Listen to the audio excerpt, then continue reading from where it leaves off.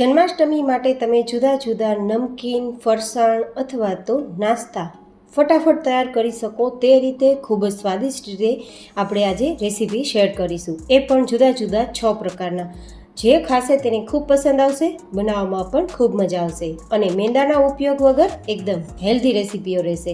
તો ચલો જુદા જુદા 6 પ્રકારના જન્માષ્ટમી સ્પેશિયલ નાસ્તા બનાવવાની રેસીપી શરૂ કરીએ. તો સૌથી પહેલાં આપણે શક્કરપારા તૈયાર કરીશું.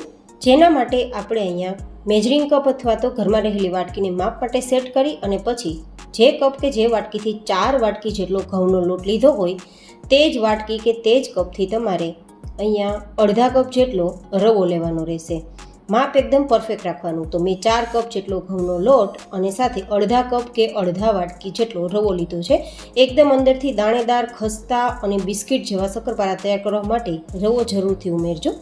આ રીતે એકવાર મિક્સરમાં ગ્રાઇન્ડ કરી પછી ઉમેરીશું ને તો દાણો મોટો પણ નહીં રહે અને એકદમ ઉપરથી ક્રિસ્પી અને ફરસા આપણા શક્કરપારા તૈયાર થશે. તો મેંદાના લોટના ઉપયોગ વગર પણ શક્કરપારા સ્વાદિષ્ટ તૈયાર થશે. હવે અહીંયા ચપટીક જેટલું નમક ઉમેરી દઈશું. જો તમારે નમકીન શક્કરપારા તૈયાર કરવા હોય તો 1 થી 1.5 નાની ચમચી જેટલું નમક ઉમેરવાનું રહેશે, પણ હું થોડા મીઠા તૈયાર કરું છું તો મેં ઓછું નમક ઉમેરેલું છે. હવે 1 વાટકી ખાંડ અને 1 વાટકી જેટલું ગરમ પાણી બંને મિક્સ કરી અને ખાંડને ઓગાળીશું. તમે અહીંયા ઠંડા પાણીમાં પણ ખાંડને ઓગાળી શકો છો, પણ થોડો સમય લાગશે. પણ ગરમ પાણી હશે તો મિનિટોમાં ખાંડ ઓગળી જશે. અને પછી આ જે મીઠું પાણી તૈયાર કર્યું છે તેને આપણે શક્કરપારાના જે લોટ તૈયાર કર્યો છે તેમાં ઉમેરવાનું રહેશે. તો અત્યારે તેને સાઈડમાં રાખી દઈશું.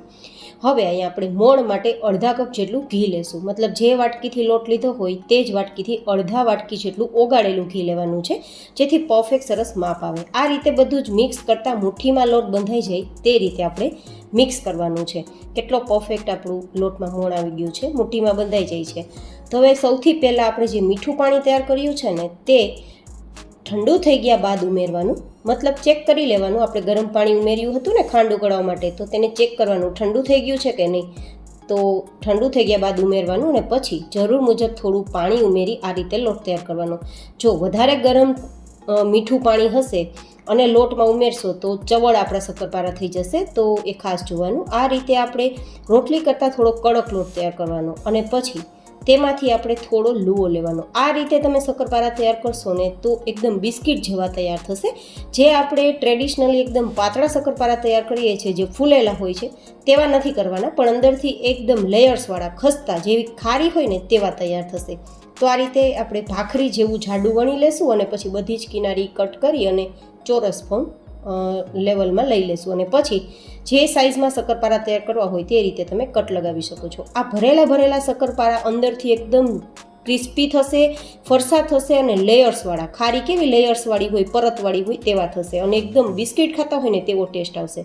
જો તમારે મીઠા શક્કરપારા તૈયાર કરવા ના હોય તો તમારે અહીંયા મીઠા પાણીની જગ્યાએ સાદું પાણી ઉમેરીને લોટ બાંધવાનો રહેશે અને નમક થોડું વધારે ઉમેરવાનું રહેશે. તો નમકીન શક્કરપારા તૈયાર થઈ જશે. પણ મેં થોડા મીઠા તૈયાર કર્યા છે, પણ એકદમ મીડિયમ. હવે ગેસ ઉપર આપણે હલકું તેલને ગરમ કરીશું. થોડો લોટ ઉમેરી અને ધીમે ધીમે લોટ ઉપર આવે તેવું ગરમ તેલ થાય પછી આ રીતે શક્કરપારાના ટુકડા ઉમેરી દેવાના. ગેસની એકદમ ધીમી ફ્લેમ રાખવાની અને ગોલ્ડન કલર પર આવે ત્યાં સુધી ઉપર નીચે આ શક્કરપારાના ટુકડા ચલાવતું જવાનું અને કૂક કરતું જવાનું. જો હાઈ ગેસની ફ્લેમ હશે ને તો ઉપરથી લાલ થઈ જશે, અંદરથી કાચા રહેશે, તો એકદમ પોચા રહેશે. પાઉં ને બ્રેડ હોય ને તેવા ટુકડા પોચા રહેશે, પણ બિસ્કિટ જેવા ખસ્તા અને ખારી જેવા અંદરથી લેયર્સવાળા આપણે જો બનાવવા હોય ને તો ધીમા ગેસની ફ્લેમ પર જ શક્કરપારાને તળવા. એકાદ ટુકડો આ રીતે ગોલ્ડન કલર પર આવે પછી બહાર કાઢીને જોઈ લેવું. જો ઉપરની સપાટી અને વચ્ચેની સપાટી ફાટી ગઈ હોય તો સમજવાનું શક્કરપારા આપણા તૈયાર થઈ ગયા છે.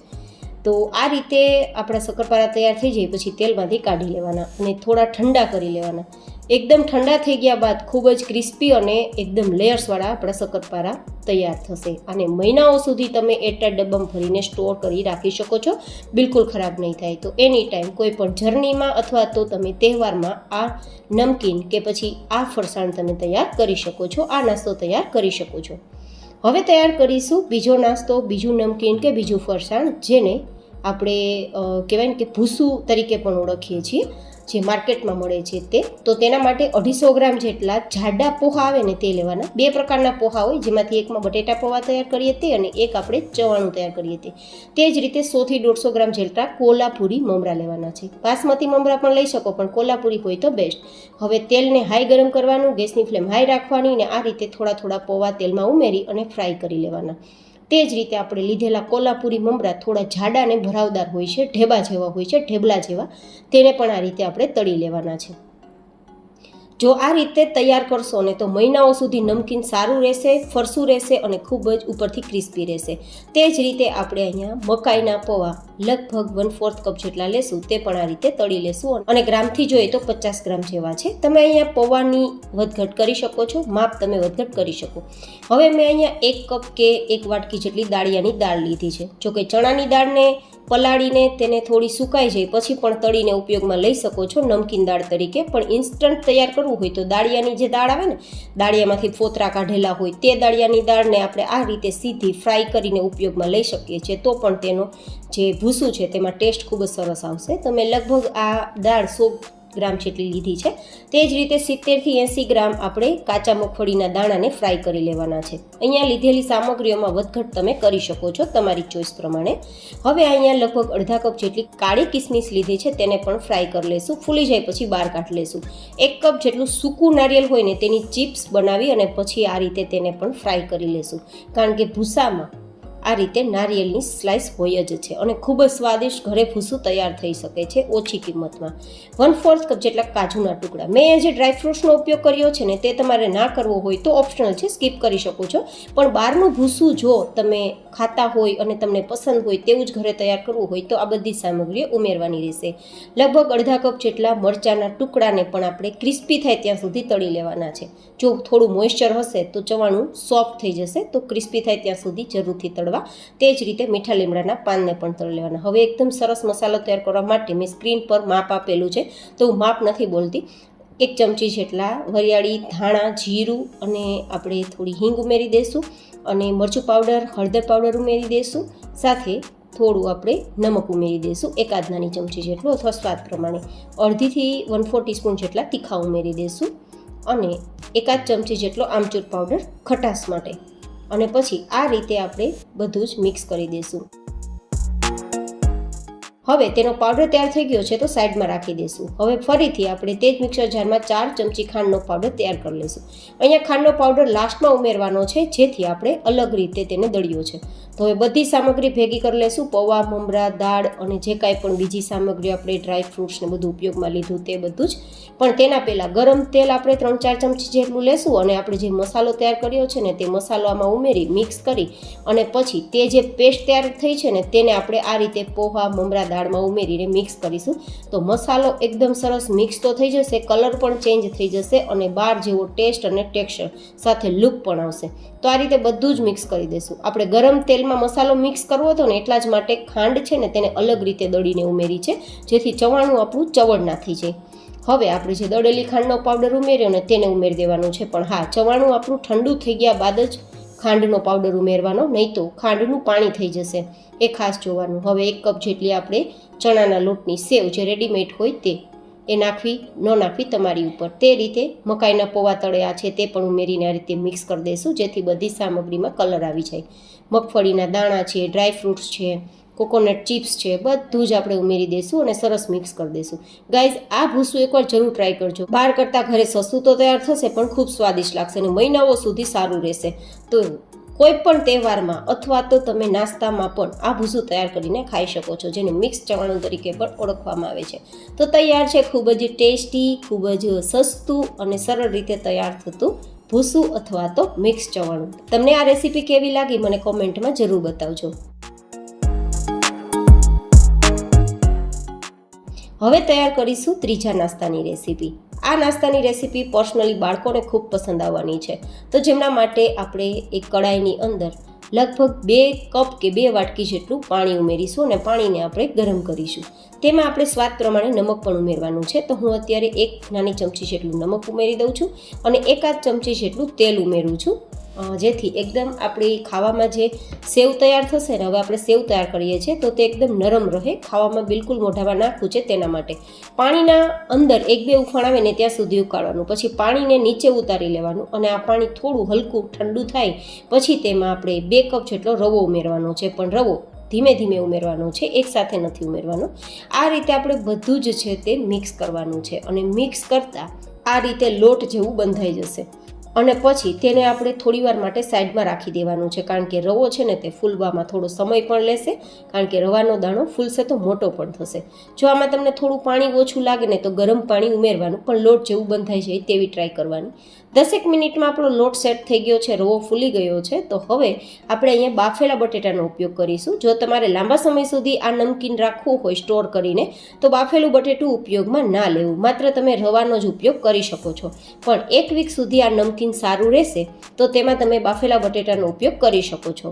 તો હવે બાફેલું બટેટું મિક્સ કરી દીધું છે. હવે આપણે જે સેવ પાડવાનો સંચો હોય ને તેને તેલથી ગ્રીસ કરી લેશું અને પછી આ બધી જ વસ્તુઓને મિક્સ કરીશું. આમાં નમક ઉમેરેલું છે તો બીજું કંઈ ઉમેરવાની જરૂર નથી. આ રીતે સેમી સોફ્ટ આપણો લોટ તૈયાર થઈ જાય પછી એકદમ મસળીને સ્મૂધ કરવાનું છે અને સ્મૂધ થઈ ગયા બાદ આપણે સંચામાં જેટલું સમાય તેટલું બેઝ આપણે હાથમાં લેવાનું અને સંચામાં ભરી દેવાનું સેવ તૈયાર કરવા માટે. ગાઈઝ, આ સેવ ખૂબ જ ઇઝી તૈયાર થાય છે, સસ્તી તૈયાર થાય છે અને ખૂબ જ પસંદ આવે છે, બાળકોને તો બહુ જ પસંદ આવે છે.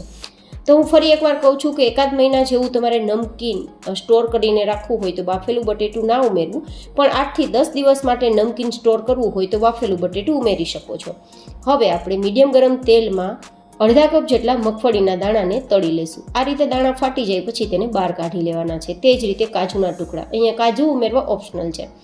આ રીતે બધી જ વસ્તુ ગોલ્ડન કલર પર આવે ત્યાં સુધી ફ્રાય કરવાની છે. તે જ રીતે હું મખાના પણ ઉમેરું છું. મખાના પણ જો તમારી પાસે હોય તો ઉમેરી શકો છો, નહીં તો સ્કીપ કરી શકો છો. મખાના પણ લગભગ અડધા કપ જેવા છે. આ રીતે ફ્રાય કરશો તો એકદમ ક્રિસ્પી થઈ જશે. અને પછી આપણે જે કિસમિસ છે તેને પણ આ રીતે ફ્રાય કરી લેશું. કિસમિસ તમારે પીળી ઉમેરવી, કાળી ઉમેરવી, બંને ઉમેરવી અથવા ન ઉમેરવી તમારી ઉપર રહેશે. આ રીતે ફૂલી જાય પછી બહાર કાઢી લેવાની છે. અને હવે થોડા મીઠા લીમડાના પાનને પણ ફ્રાય કરી લેશું, જેથી ક્રિસ્પી થઈ જાય તો લાંબા સમય સુધી આપણા નમકીનને સોફ્ટ નહીં થવા દે, નહીં તો નમકીન સોફ્ટ થઈ જશે. અને હવે આપણે આ રીતે સંચો છે તેને તેલમાં ચલાવવાનો છે અને જેટલી સમાય તેટલી આપણે તૈયાર કરવાની છે. એકવારમાં 1 સંચામાં ભરેલું મિશ્રણ આપણે સેવ આ રીતે પાડી અને મીડિયમ ગરમ તેલમાં મીડિયમ ગેસની ફ્લેમ પર તેને ગોલ્ડન કલર પર આવે અને ક્રિસ્પી અવાજ આવે જારા સાથે અથડાતા ત્યાં સુધી ફ્રાય કરવાની છે. આ સેવ તૈયાર કરવામાં બિલકુલ તેલનું ટેમ્પરેચર લો પણ ના હોવું જોઈએ અને હાઈ પણ ના હોવું જોઈએ. લો હશે તો સેવ તેલ પી જશે, હાઈ હશે તો લાલ થઈ જશે. તો મીડિયમ ગરમ તેલમાં મીડિયમ ગેસની ફ્લેમ પર આ રીતે લાઇટ ગોલ્ડન કલર પર આવે પછી આપણી સેવને બહાર કાઢી લેવાની છે.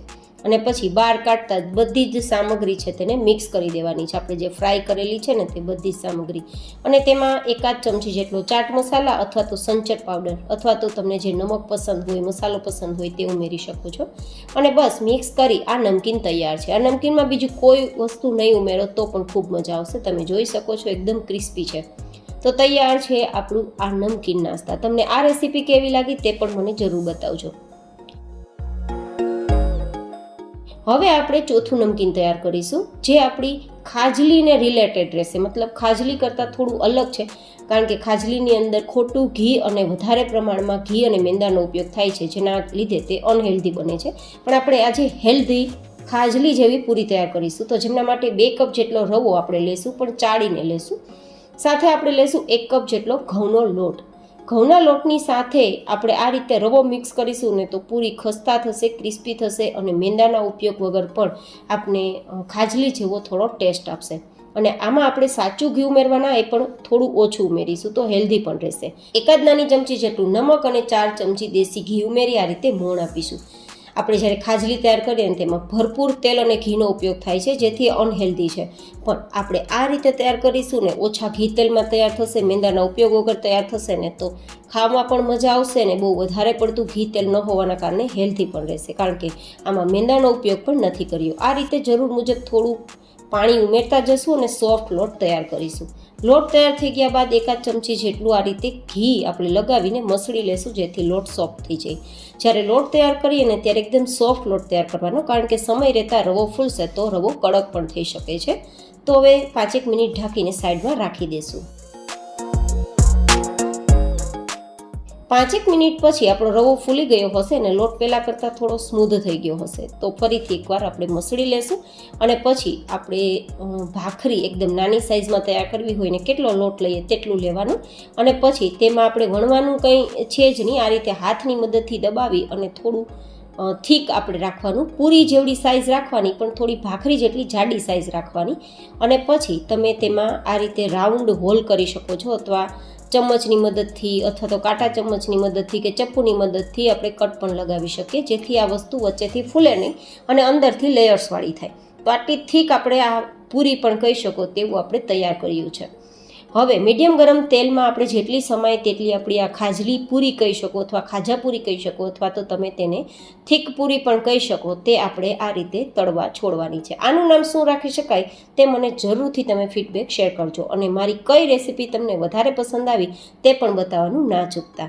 બંને સાઈડ લાઇટ ગોલ્ડન કલર પર આવે ત્યાં સુધી ધીમા ગેસની ફ્લેમ પર ફ્રાય કરવાની છે, જેથી અંદર સુધી તળાશે અને એકદમ ખસ્તા અંદરથી એકદમ લેયર્સવાળી પરતવાળી આપણી પૂરી તૈયાર થશે. ખાશો ને તો એવું જ લાગશે કે તમે ખારી ખાઈ રહ્યા છો અથવા તો ખાજલી ખાઈ રહ્યા છો. તો એકદમ હેલ્ધી રીતે તમે ઘરે આ રીતે ખાજા પૂરી કે ખાજલી પૂરી પણ તૈયાર કરી શકો છો.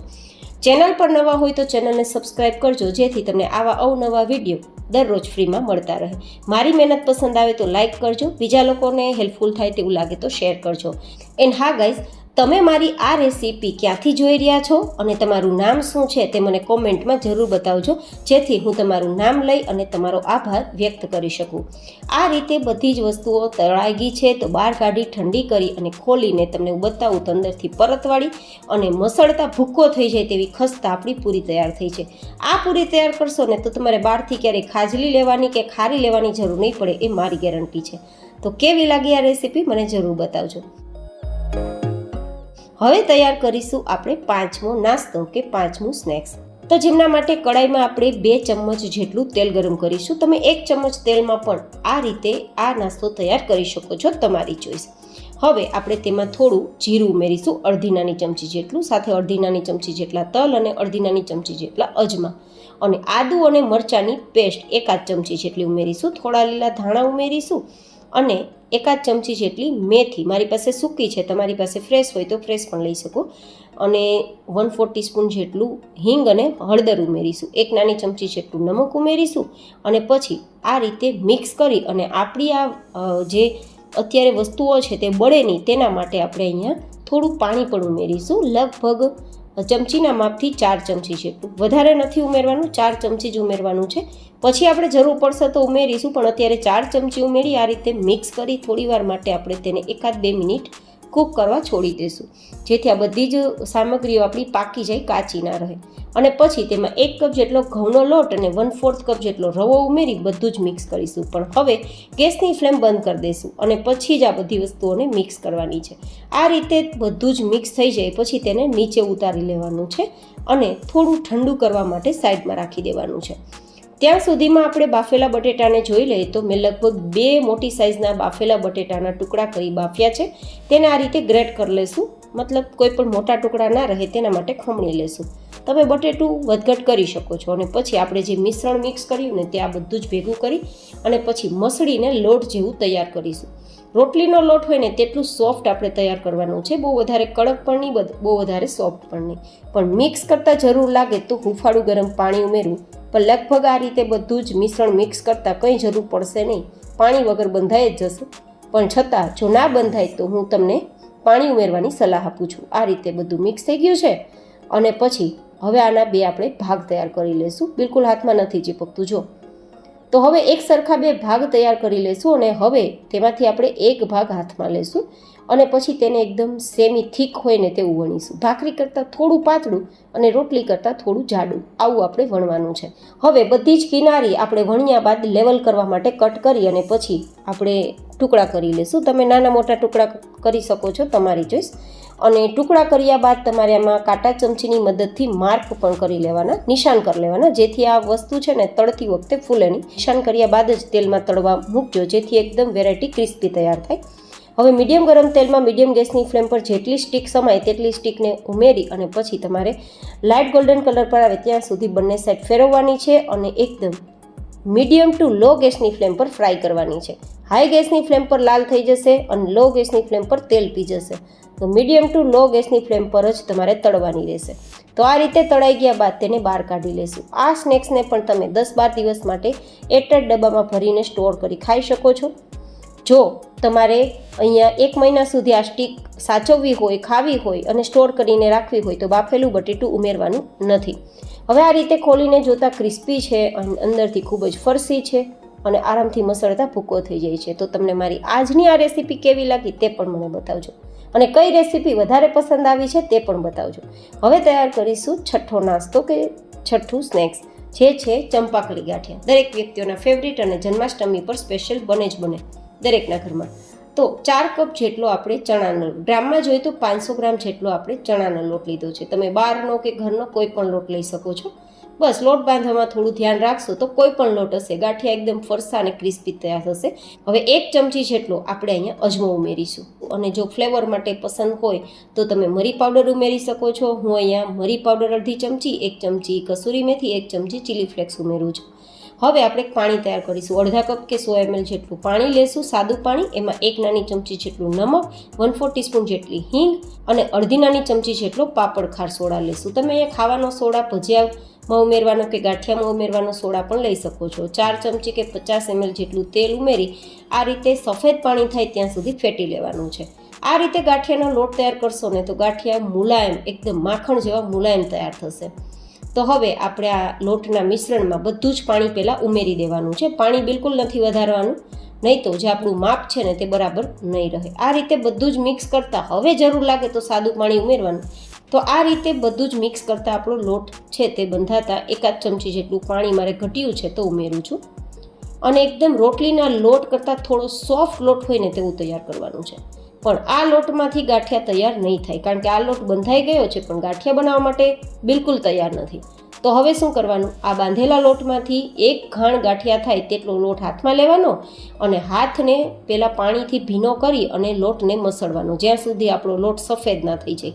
એકદમ મસળતા લોટ સફેદ થાય ત્યાં સુધી મસળીને પછી એ લોટમાંથી ગાંઠિયા તૈયાર કરશો ને તો એકદમ રૂ જેવા સફેદ અને માખણ જેવા મુલાયમ ગાંઠિયા તૈયાર થશે. તમે જોઈ શકો છો બંને લોટ વચ્ચેનું તફાવત. બસ આટલો નરમ અને આટલો સફેદ કલર પર આવે પછી જ ગાંઠિયા તૈયાર કરવાના. હવે તમે ચંપાકલી ગાંઠિયાના ઝારાથી પણ તૈયાર કરી શકો અને સંચામાં જે ગાંઠિયાની જે ચકરી હોય તેની મદદથી પણ તમે ચંપાકલી ગાંઠિયા તૈયાર કરી શકો, તમારી ચોઈસ. તો હું આજે ઝારાની મદદથી તૈયાર કરું છું. તો હવે આપણે એકવાર તેલથી ઝારાને ચીકણો કરી લેશું, જેથી પહેલી વાર જ્યારે ગાંઠિયા બનાવીએ ને તો ચણાનો લોટ ચીપકે નહીં. અને હવે તેલનું ટેમ્પરેચર છે ને થોડું મીડિયમથી હાઈ રાખવાનું છે.